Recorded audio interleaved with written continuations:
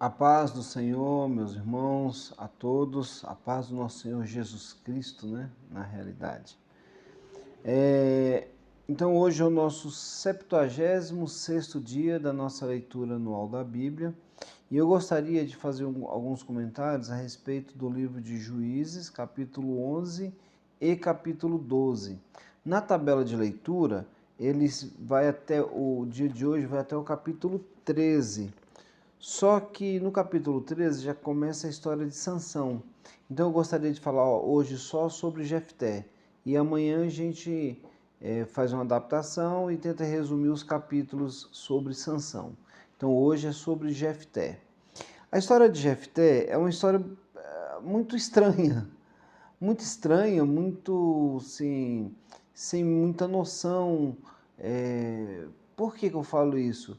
Porque a Bíblia começa dizendo, no capítulo aqui 11, começa dizendo que Jefté, ele era da região de Gileade, não é? Ele era um soldado valente, ele era filho de uma prostituta, ele foi expulso pelos seus irmãos da cidade, os irmãos que eram filhos do mesmo pai, só que de outra mãe, começaram a falar o seguinte: olha, você não vai ter não vai fazer parte da herança do nosso pai. E aí expulsaram Jefté, né, por causa disso. Então Jefté ele tinha todo motivo para ser um frustrado, um decepcionado. Aí ele vai para uma cidade chamada Tobi, e lá nessa cidade ele começa a vagabundar com outras pessoas. Uma tradução fala que ele se tornou um ordinário, e outra tradução fala que ele se tornou um leviano, né? Ou seja, um vagabundo, ficava lá saindo com os amigos dele. E aí, só que os amonitas começaram a guerrear e começaram a tomar o povo de Israel. E aí vieram os anciãos, ou os chefes de Israel, e foram conversar com Jefté. E falaram assim: Jefté, a gente está precisando de você, você é um guerreiro, você é um homem abençoado, eu queria que você nos chefiasse para a gente guerrear contra os amonitas. Jefté vai dizer o seguinte: rapaz, vocês me odeiam, vocês me expulsaram da terra, vocês acham que vocês me enganam?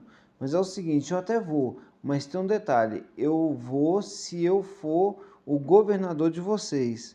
E aí os anciãos falaram: não, beleza, tudo bem, você pode ser o nosso ancião.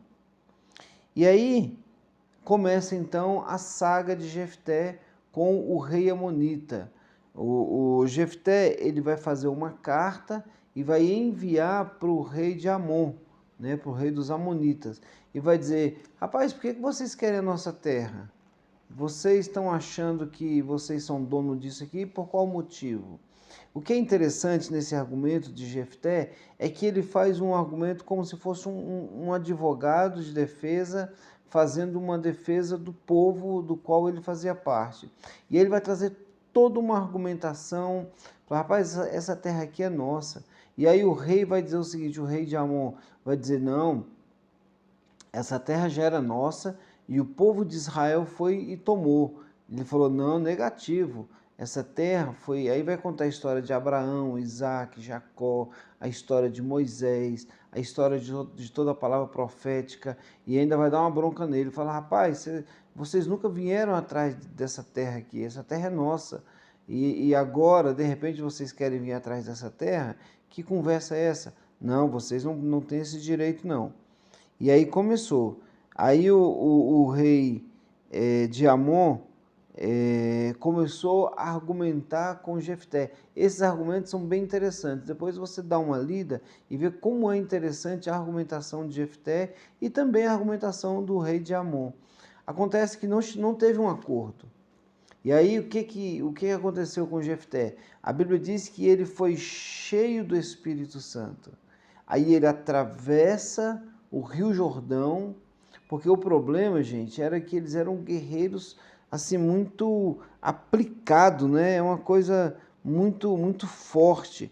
Quando o Espírito Santo enche Jefté ele atravessa Gileade, ele atravessa Manassés e ele chegou em Mispa. e de Mispa ele foi até Amon.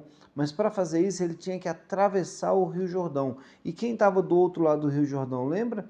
As 2 tribos e meia, Efraim, Manassés e a metade da tribo de... esqueci agora. A outra metade da tribo, né, que estava do outro lado do Jordão. E aí, aí eles atravessaram o Jordão e começaram a guerrear.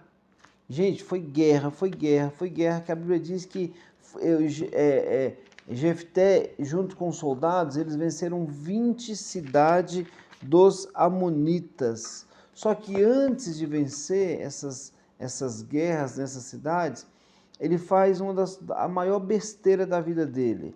Jefté fala o seguinte: olha, Deus, se o Senhor me der a vitória contra os amonitas, a primeira pessoa que sair da porta da minha casa, eu vou sacrificá-la ao Senhor.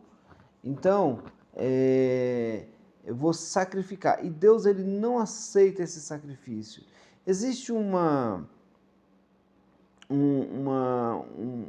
discussão se de fato Jefté ele ofereceu em sacrifício, se ele matou a sua filha para o Senhor, porque Deus ele não aceita sacrifício humano, mas Jefté deu a palavra que iria fazer isso e ele cumpria as suas promessas, né? Mas não se sabe, o que se sabe é que Jefté venceu essa batalha, venceu essa guerra, e quando ele está chegando em casa, quem sai ao seu encontro dançando e muito feliz? A filha única dele. E aí ele fala: minha filha, tinha que ser você, e tudo. Aí tem aquele drama, né? E aí ela pede, fala assim: não, tudo bem, por mim pode me sacrificar, só que eu quero ficar pelo menos algum tempo com as minhas amigas e indo para os montes por conta da minha virgindade, porque eu jamais serei mãe. Essa frase, jamais serei mãe, é que gera dúvida, porque jamais serei mãe porque ela seria virgem a vida toda e aí não teria condições de engravidar, ou porque ela morreria. A Bíblia não fala nada sobre isso, então se a Bíblia não diz nada sobre isso, é porque não nos interessa muito esse detalhe, é só um detalhe. E aí, Jefté governa o povo de Israel por 6 anos, né? E aí, quando termina o capítulo 11, Jefté, uma coisa interessante aqui, a tribo de Efraim chega para Jefté, porque lembra que Jefté ultrapassou o Rio Jordão?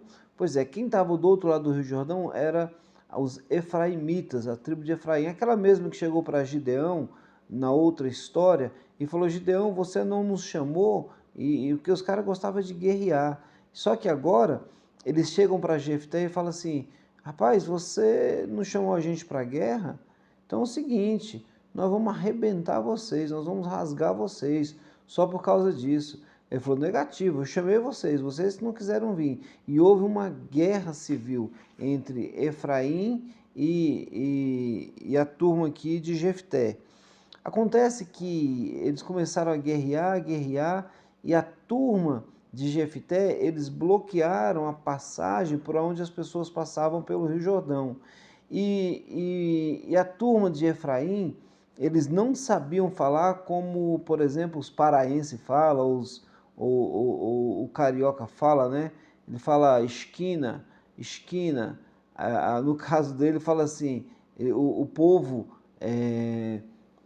o povo de Jefté ficava na beira do rio. Quando a turma de Efraim iria passar, o povo de Jefté falava assim: você é da tribo de Efraim? Ele falava: não, não sou não. Então fala Sibolete, fala Shibolete, Shibolete.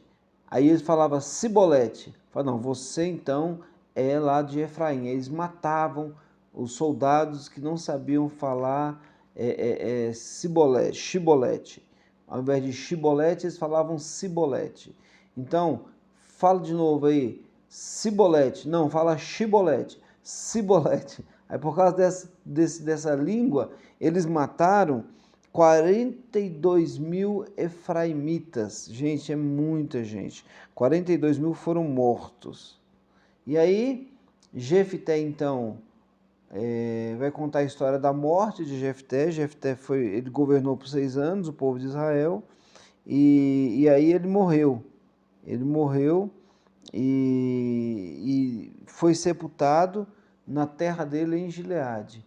E aí encerra essa história. Eu comecei dizendo que era uma história estranha, porque é meio complexo a história dele, né? Ele era um guerreiro, filho de uma prostituta, ele era meio bruto, meio nervoso, mas olha, presta atenção, Deus usa quem Ele quiser usar. Se Ele quiser usar até a mim, Ele pode usar. Ele pode usar você, Ele pode usar quem Ele quiser, porque Ele é Deus. Amanhã a gente começa a história de Sansão. Vamos ver como é que é a história de Sansão, como é que é a história da consagração que a mãe dele fez diante de Deus, né, para que Sansão fosse totalmente consagrado ao Senhor. Então amanhã a gente vê a história de Sansão, tá bom? Que Deus abençoe e tenha uma excelente leitura.